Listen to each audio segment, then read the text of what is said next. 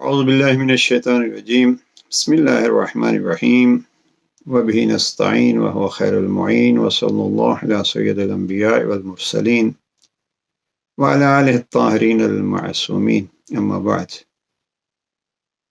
پرسکون زندگی کے راز کے عنوان سے آج کے سیشن میں کلام امیر المومنین نہج البلاغہ سے دو جملوں کے ضمن میں گفتگو ہوگی۔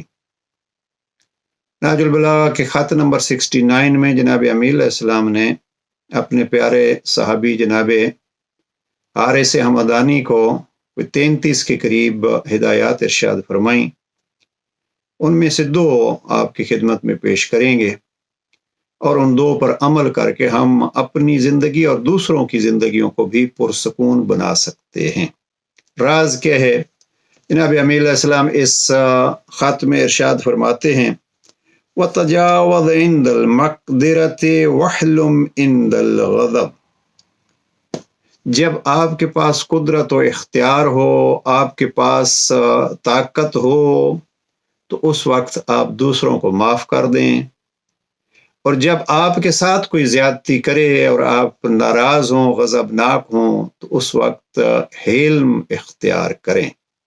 یہ کل خلاصہ ہے پور سکون زندگی گزارنے کا، جو جناب امیر علیہ السلام نے دو جملوں میں سمیٹ کے رکھ دیا ہے۔ یا انسان کسی کو تکلیف دیتا ہے اور کسی کی پرسکون زندگی کو برباد کرتا ہے، یا پھر کوئی اس کی زندگی کو دکھی کر دیتا ہے۔ جناب امیر علیہ السلام فرماتے ہیں، نہ کسی کو دکھ دو اور نہ کسی کے دکھ پہنچانے پہ خود کو دکھی کرو۔ بزرگ علماء اخلاق فرماتے ہیں، یہ بڑا آسان ہے کہ کسی پہ ظلم نہ کرو، کسی کا مال نہ لوٹو، کسی کی غیبت نہ کرو، کسی کی توہین نہ کرو۔ جیسے جناب امیر علیہ السلام نے خطبہ 165 میں ارشاد فرمایا، مسلمان وہ ہے کہ دوسرا مسلمان اس کے ہاتھ اور زبان سے محفوظ ہو۔ اگر اس پر عمل کریں تو دوسرے ہماری وجہ سے دکھی نہیں ہوں گے، اور حقیقت یہی ہے کہ خود دکھ برداشت کر لیتے ہیں لوگ، بزرگ جو ہوتے ہیں، لیکن دوسروں کو دکھ نہیں دیتے۔ لیکن مشکل مرحلہ یہ ہے کہ کوئی اگر زیادتی کرے، کوئی غیبت کرتا ہوا پتہ چلے، کسی نے مال لوٹ لیا، کسی نے کوئی تہمت لگا دی، اب کیا کیا جائے کہ ہم غضبناک نہیں ہوں یا ہم دکھی نہیں ہوں؟ اس کے لیے جناب امیر علیہ السلام فرماتے ہیں، پہلے تو یہ کرو کہ دوسروں کو دکھ نہ دو، اگرچہ آپ قدرت رکھتے ہو، اختیار رکھتے ہو دوسروں کو تکلیف پہنچانے کی۔ وہ ایک مرحلہ ہو گیا، لیکن دوسرا مرحلہ یہ ہے کہ آپ کے ساتھ اگر کوئی زیادتی کرے تو آپ حلم کا پہاڑ بن جاؤ، وحلم، آپ حلیم بن جاؤ۔ میں اکثر مثال دیا کرتا ہوں، حلیم اس پہاڑ کی مانند ہوتا ہے کہ جس کے ساتھ جتنی چیزیں بھی ٹکراتی رہیں وہ آہ پکار بھی نہیں کرتا، اپنی جگہ بھی نہیں چھوڑتا، اور پھر کسی کو بتلاتا نہیں ہے کہ میرے ساتھ فلاں نے یہ کیا ہے۔ اور معصوم فرماتے ہیں کہ مومن تو اس پہاڑ سے بھی سخت تر ہوتا ہے، بلکہ جناب امام محمد باقر علیہ السلام کا فرمان ہے، مومن تو لوہے کی سلاخوں سے بھی سخت ہوتا ہے۔ بہرحال اس کے لیے چند چیزیں جو عرض کرنی ہے وہ یہ کہ ہم اکثر دوسروں کی باتوں پہ دکھی ہوتے ہیں چند چیزوں کی وجہ سے۔ پہلی یہ کہ ہم اپنے آپ کو بہت کچھ سمجھتے ہیں، اگر ہمارا مد مقابل ہمیں وہ کچھ نہ سمجھے جو ہم اپنے آپ کو سمجھ رہے ہیں تو ہمیں تکلیف ہوتی ہے، دکھ ہوتا ہے، ہم پریشان ہو جاتے ہیں۔ مثلا ہماری فیلڈ کو لیجئے، اب اگر ہمارے نام کے ساتھ چند القاب کوئی نہیں لگائے گا اور مولانا اور فلاں اور یہ، تو فقط نام لے لے۔ اب ہم چونکہ سمجھتے ہیں کہ ہم ان عہدوں کے اور ان القابات کے مستحق ہیں اور اس نے ہمارا استحقاق جو ہے وہ چھین لیا ہے، تو اب ہم پریشان ہو جاتے ہیں، دکھی ہو جاتے ہیں، اس نے ہمارے ساتھ یہ زیادتی کی۔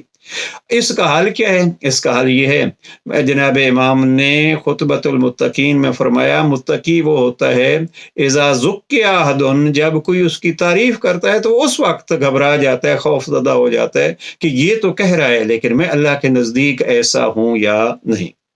تو ایک کام یہ کہ اپنے کو بڑا بنانا چھوڑ دیجئے اور ان القابات کا اور عزت و احترام کا اپنے آپ کو مستحق مت سمجھیے۔ دوسرا جس کا مستحق آپ کو سمجھتا ہے آپ وہی رہیے، تو آپ کو کسی کی طرف سے دکھ اور تکلیف نہیں ہوگی۔ دوسرے سبب یہ ہوتا ہے کہ ہم بعض افراد سے بہت زیادہ توقع رکھتے ہیں۔ اب اگر ہماری وہ توقع پہ پورا نہیں اترتا تو ہم اس سے دکھی ہو جاتے ہیں۔ ہم نے تو اس سے یہ امید تھی اور ہمیں اس سے وہ امید تھی۔ آپ امید نہیں رکھیے، توقع اتنی رکھیے کہ جتنے کا وہ مستحق ہے اور لائق ہے۔ اب اگر توقع آپ کی محدود ہوگی تو آپ کی مایوسی اور آپ کی اداسی بھی محدود ہوگی۔ ایک یہ کہ آپ دوسروں کی اچھائیوں کو یاد رکھیے، اپنی برائیوں کو یاد رکھیے۔ ہم کیا کرتے ہیں؟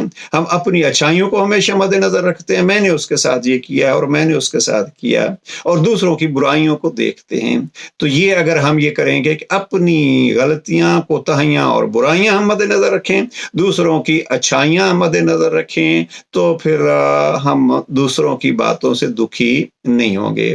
اور آخری چیز جو عرض کرنا چاہتا ہوں وہ یہ ہے کہ بعض اوقات ہم خود سبب بن جاتے ہیں کہ جب وہ کوتاہی ہم سے ہوتی ہے تو پھر دوسرے اس سے غلط فائدہ اٹھاتے ہیں، ہم دکھی ہو جاتے ہیں۔ حقیقت میں اس کا سبب ہم ہیں۔ مثلا ان میں سے ایک چیز، ہم اپنے راز ہر کسی کو بتلاتے پھرتے ہیں، اور جب ہمارے بتلائے ہوئے راز وہ کسی کو بتلاتا ہے تو پھر ہم دکھی ہو جاتے ہیں۔ اس لیے جناب امیر علیہ السلام نے دوست کے لیے کہا تھا، دوست جس کو بناتے ہو اس کا اتنا قرب حاصل کرو کہ کل اگر الگ ہونا پڑے تو ہو سکو، اور اگر کسی سے دشمنی کرو تو اس کی بھی ایک حد رکھو کہ کل اگر دوست ہونا پڑے تو آپ کو پریشانی نہ ہو۔ تو یہ دو جملے ذہن میں رہیں جناب امیر علیہ السلام کے، کہ آپ اگر سب کچھ اختیار رکھتے ہیں، دوسروں کو دکھ نہ دیجیے، دوسروں کے ساتھ زیادتی نہ کیجیے، اور اگر آپ کے ساتھ کوئی زیادتی کرتا ہے غضبناک اور دکھی نہ ہوئے، بلکہ آپ حلم کا پہاڑ بن جائیے۔ ایک مثال اور دیتا جاؤں، حلم کی ایک مثال بعض علماء اخلاق دیتے ہیں، جیسے گہرا سمندر ہے، اب اس میں جتنا بھی آپ پتھر پھینکتے رہیں گے ایک لحظے کے بعد پتہ ہی نہیں لگے گا کہ پتھر گیا کہاں۔ تو یہ انداز اگر ہم اپنائیں گے تو انشاءاللہ ہماری زندگی پرسکون رہے گی۔ والسلام علیکم ورحمۃ اللہ۔